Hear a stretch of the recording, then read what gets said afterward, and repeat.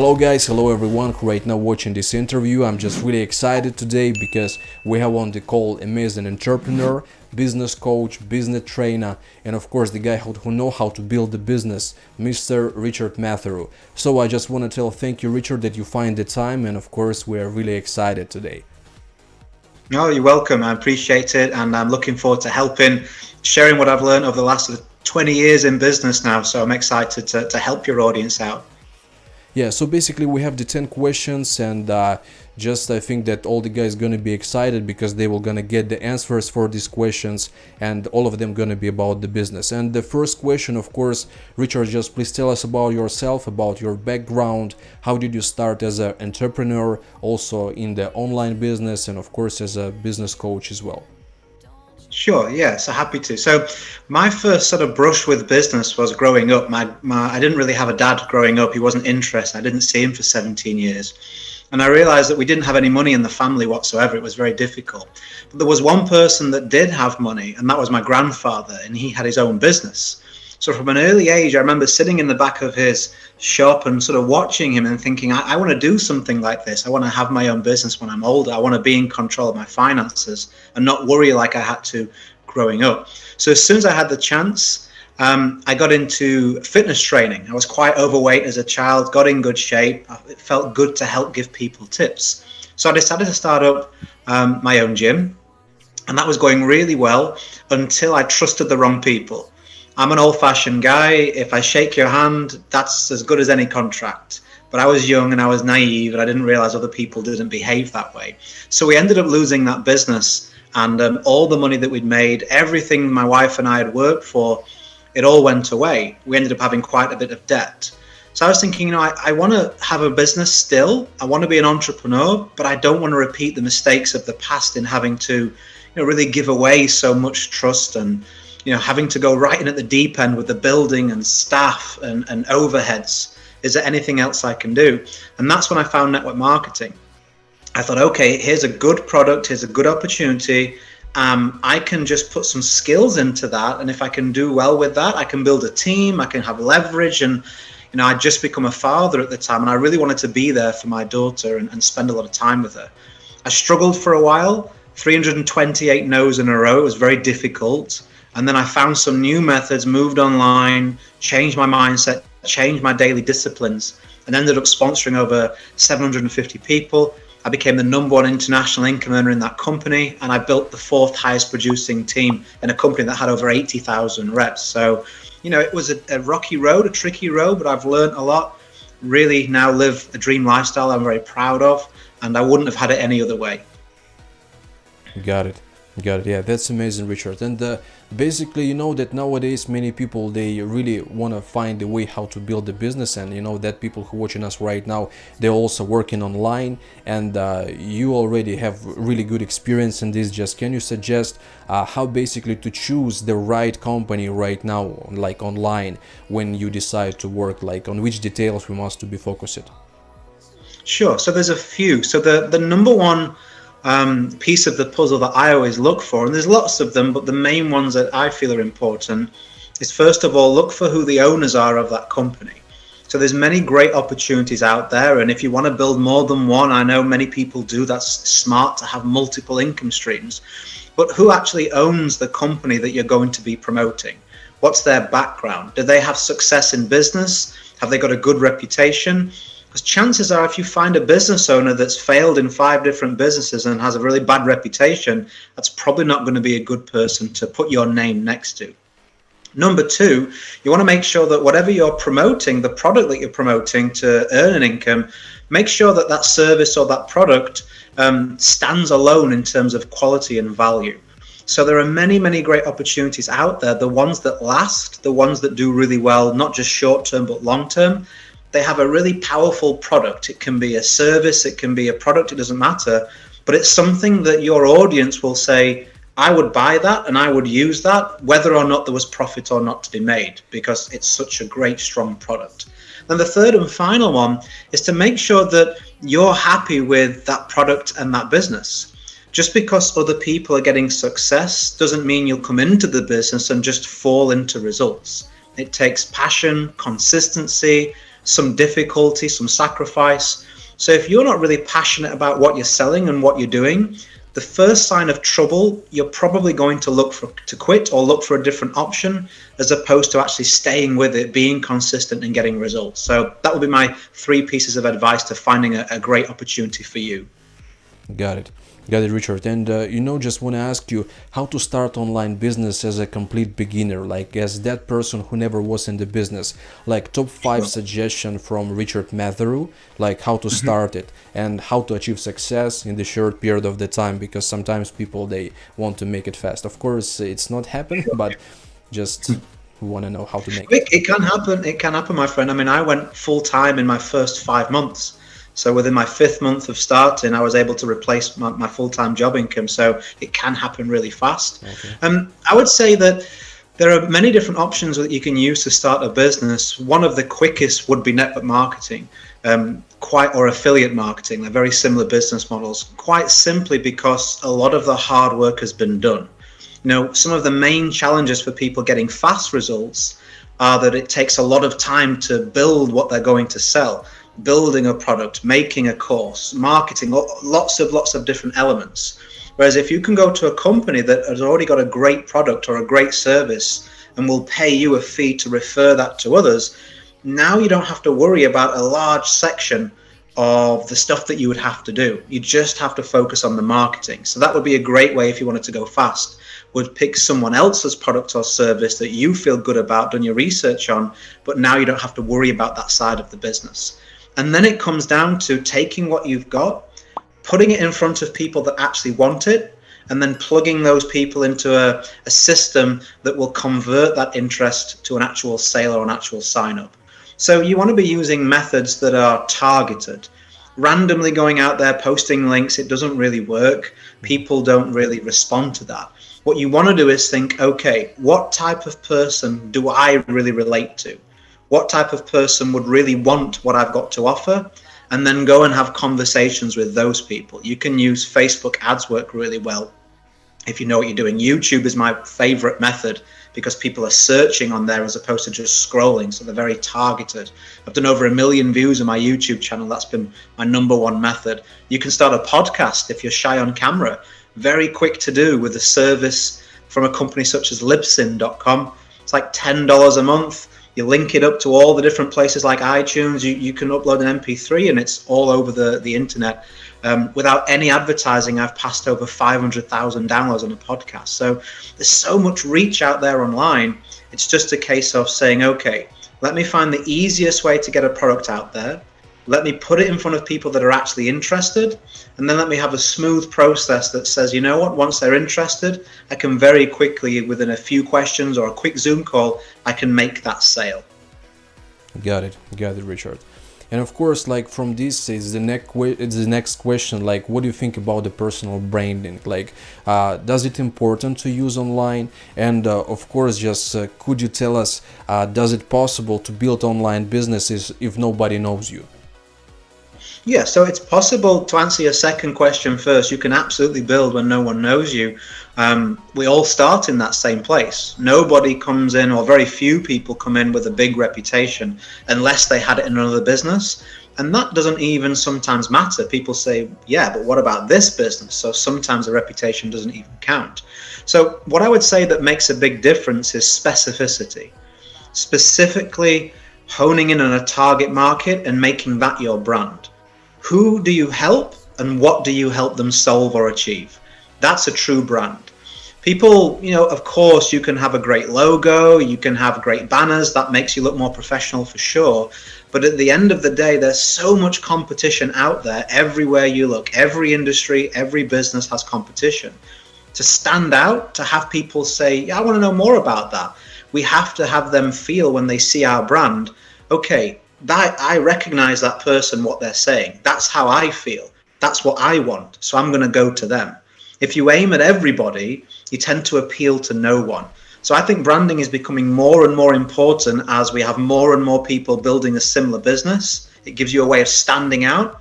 And it also stops you having to be compared to all the big leaders in the industry. If you use the same marketing as everybody else is in the same company as you, then you're going to be compared to all those people. And now the one with the most results tends to win, because someone will say, well, let me go to the person with the biggest results. But if you actually get a specific audience and a specific brand, now you don't compete with all those people, and you can start to get a lot more results without having big results yourself, because you're honing in on those particular people and those particular benefits. Understood, Richard. And of course, like, how to promote business online, and which platform you can suggest, for promoting the business online. Yeah, so if you're just starting and you don't have much of a budget, and you don't have much experience, one of the quickest ways to get some initial people taking a look at what you've got is to use targeted prospecting.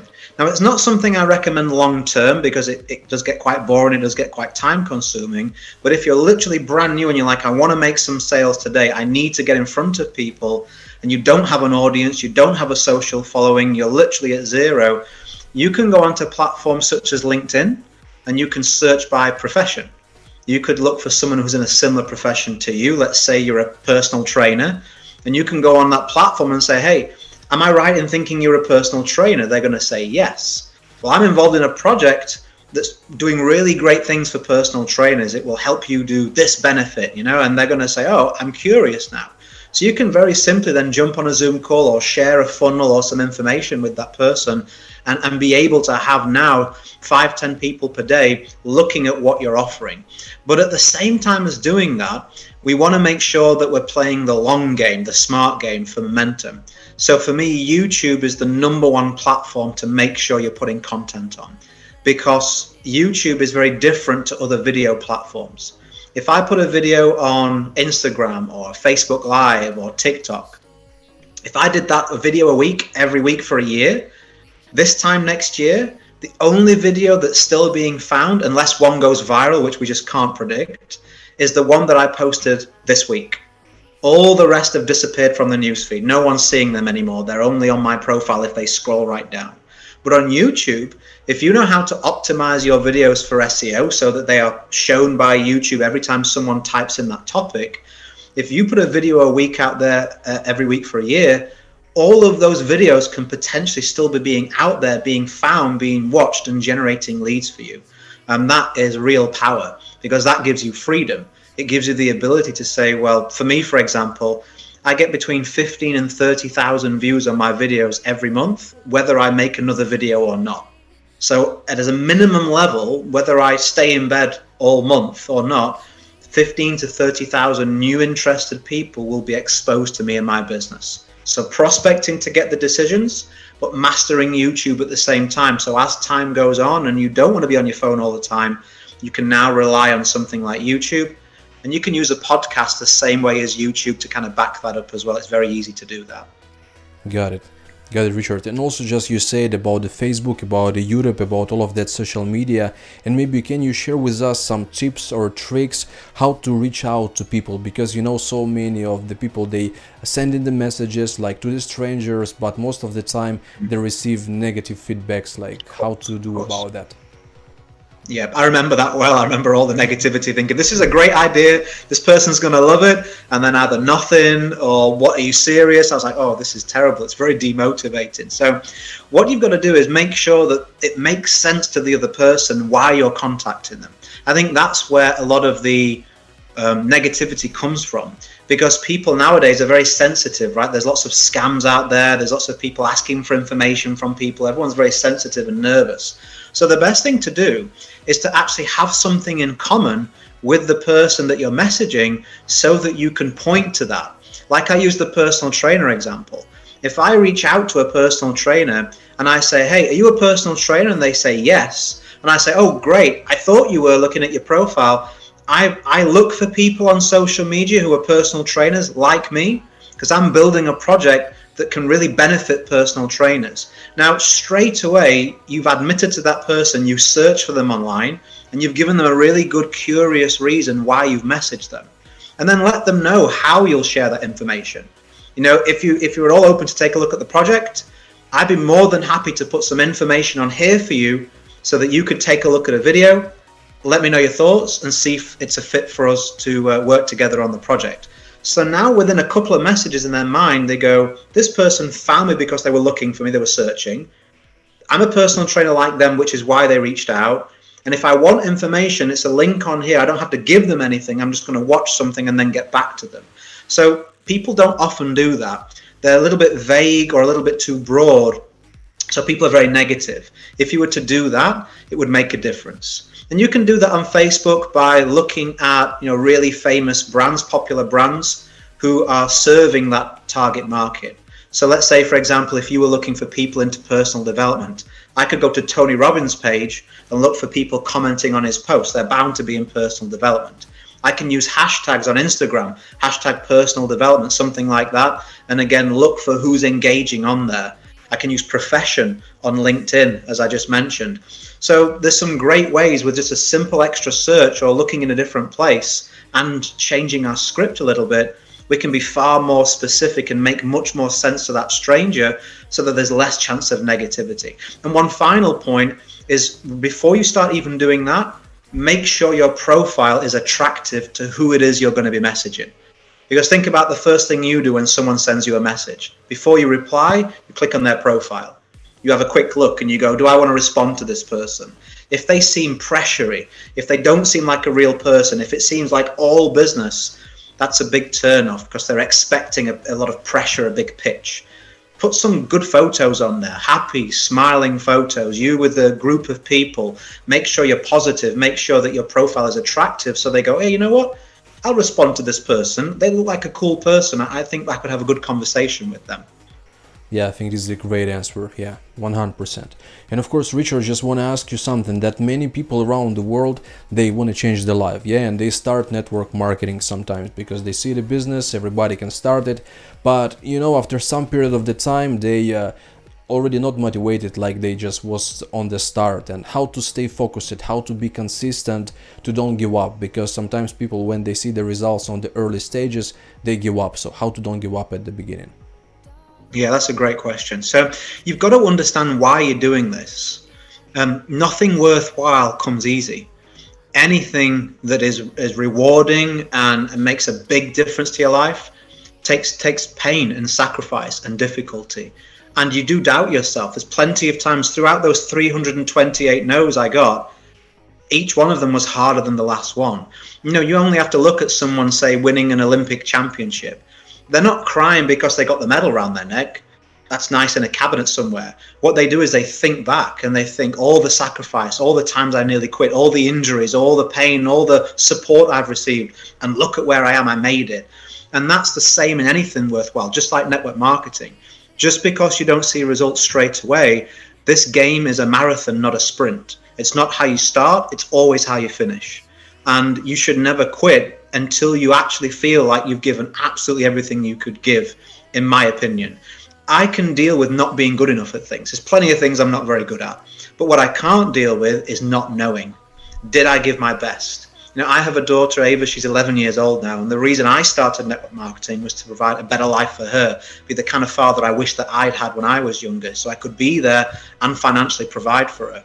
So whenever I felt like quitting and she was still really young, I would go and look at her asleep in a cot, in a bedroom. And I would think, what, there's nothing more important to me than her. So whatever reasons I've got going off in my mind, I'm not going to allow myself to quit, because one day she'd have to ask me, why don't we have the life that we're supposed to have? Or why don't we have a great life like there's other people? And no matter what answer I'd give, I'd have to know on the inside that it was because I quit. And I couldn't deal with that. Being an old person in old people's home saying, oh, I could have done better, I should have done better, and knowing that I had more left in me, I just lacked the bravery to keep going. Sometimes you're going to look foolish in public. You're going to say you're going to do something big and it's not going to happen. Sometimes people are going to question you. Well, how's that business going? And you're not going to like your answer. But you have to be willing to temporarily have a little bit of a less reputation to live the kind of life that you want. So many people nowadays are obsessed with reputation. What does everybody think of me? What's their opinion of me? They forget about character. What do they think of themselves? At the end of the day, if you take care of character, the reputation will take care of itself. You've got to stay focused and know why you're doing this. put that plan into action, work that plan really, really hard, consistently, and just back yourself. Have the confidence to know that if you're taking the right steps and you're being consistent, it's just like maths. The answer has to come. 2 + 2 is always 4. So if you're doing 2 + 2, eventually you will get 4. You've just got to stay brave and keep going. Got it. And also, Richard, what you can suggest for that people who don't have any support? Because sometimes when the person he decide to start the business and he feel that family and friends gonna support him, to change their life, but then he realized that nobody support him. Sometimes people are just laughing on him, and how to be also focused, and how to believe in yourself when nobody believes in you. I had exactly that. Those 328 no's were my warm market. So that was everybody I knew. And some of those people, because of who I was and my relationship with them, if they'd have asked me whether I was interested or not, I would have given them the $500 just to show support. So I was expecting that. Nothing. So I know exactly how people feel in that situation. So there's a couple of things I'd suggest. Number one, the words "we'll see" are really useful, because I used to get dragged into arguments. No, my business, I will do this, I will do that. Sometimes in parties, in front of other people, I'd end up in a bit of an argument. And then afterwards, I think, I didn't handle that very well, or I'd get stressed out. So I started, when people would give their opinion, I started saying, "we'll see." And that really diffused, well, I don't think you're going to be successful. Okay, well, I guess we'll see. No, I don't think, I know, that's why I just said "we'll see." So why don't we wait a year and we'll see? And I liked the feeling that I was now in control of that. I could walk away from that conversation without having to get an argument. So "we'll see" are really useful words in any situation where you feel like you might be getting stressed out. And then also, we have to understand that we've got to surround ourselves with the right environment. Getting around interviews like this, leaders like yourself, team members who are pulling in the same direction, getting around people who want you to succeed. We have to do that so that we have some kind of armor, a shield against the negative people, because there's always going to be more negativity in the world than positivity. The news, the media, things that are happening, everyone pays more attention to negativity. So they tend to project that onto anybody else. And sometimes it's frightening for people. I remember my mum used to smoke, and all her friends smoked as well. And they never shared cigarettes. They always had their own brand of cigarettes, and they always just smoked them. The only time they would offer each other cigarettes was when one said they wanted to quit. And I found it really peculiar that they didn't support them. And then I realized that what was happening was most people like a universal excuse. My life isn't going very well, nothing to do with me, it's the world I live in. So when they see a friend or family member, someone they see as similar to them, doing something better, bettering themselves, improving their life, it frightens them. Because they say, wow, you know what? If you can improve yourself and you can come back from a difficult situation and succeed, what does that say about me? It says that I'm the one choosing this failure, not the world that's doing it to me. I'm no longer a victim. I'm choosing to be a victim. So they'll quite sometimes viciously try and drag you down. So if you can understand that, use "we'll see," and then counteract that by being around really positive, good people, personal development, coaches, courses, a team, then that will help see you through that difficult situation. And just sometimes those people come back around through one thing or another, sometimes they don't. But I always remember that whether someone likes you or what you're doing or not is their choice. But whether they respect you or what you're doing is your choice by your actions. So don't look for agreement, look for respect. Perfect. I think the guys, they were gonna use all of these amazing guys, all of these amazing answers, and they were gonna use for themselves. And of course, Richard, just tell us, do you have any system for your personal coaching, maybe your website trainings, and of course just how you teach the people and how much all of this cost? Like, how much does it cost?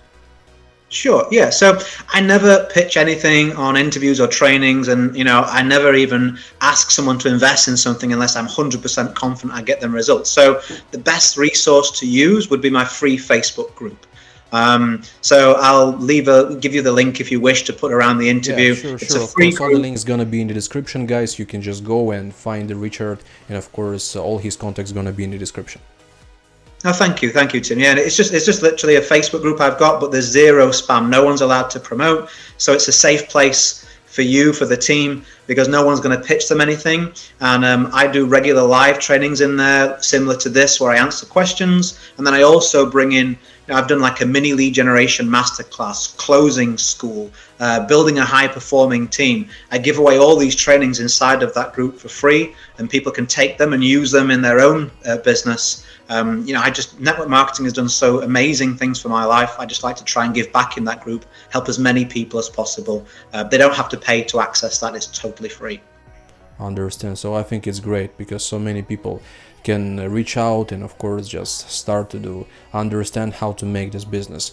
And of course, Richard, just tell us, not even for us, for that people who watching us right now, for all that people who watching us right now from around the world, they want to start the business but they don't know how. So maybe just some call to action, what they should do right now, like how to don't be hesitate, how to start, just something to the people. Yeah, absolutely. The problem with hesitating is the longer you leave something, the bigger of a deal you make it because it feels it. In reality, there's very few decisions that you make in joining a business that are really, really, painful in the consequence. Most businesses that you start, they're not expensive at all compared to so many of the things that we use. People say, I don't have the money, but they've got an iPhone worth twice as much as their investment. I don't have the time, but they're on Netflix for 3 hours a day. And if you look at their digital balance on their phone, 2 or 3 hours on social media, what it really comes down to is bravery. We require bravery to be successful and nothing else. Everything comes from being brave enough to take action, to make that decision. Again, it's okay if you start and it's hard and there's people out there like myself, like Tim, who can give you help. What you don't want to do is 1 year, 2 years, 3 years, 10 years from now, look at your life and go, oh my goodness, I could have done so much more, been so much more, helped my family, helped my community, helped myself. And all it would have took would be making a braver decision to getting started. There's so much help out there in our industry. There's so many people out there who've already got success, who can point you in the right direction. Really, it's a battle with yourself.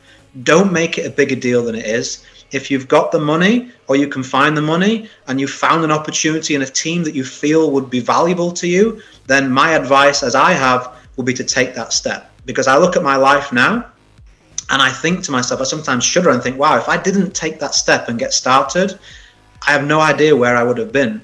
We live in our dream house now. We've traveled around the world. We've done amazing things in our life. And I would not have been able to do any of those things had I not taken that initial step quickly, got started, and changed the course of my life. People, we have a crossroads and we have to make a decision. If you stand in the middle of the road, you'll get run over.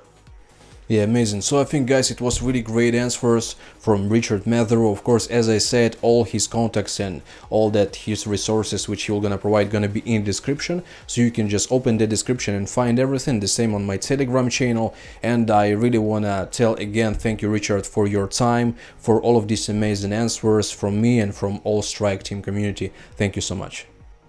Oh, you're welcome. I'm really glad to hear that you're building something amazing over there. It's great as a leader to want to pour into your team. So I hope your team appreciates you and your effort, and you're welcome. If ever you want me back to cover specific subjects, something in the team or your channel, let me know. I'm happy to do so. It's been a pleasure. Yeah, thank you, guys. Thanks, everybody. We're gonna see you in the next great interviews and in the next videos.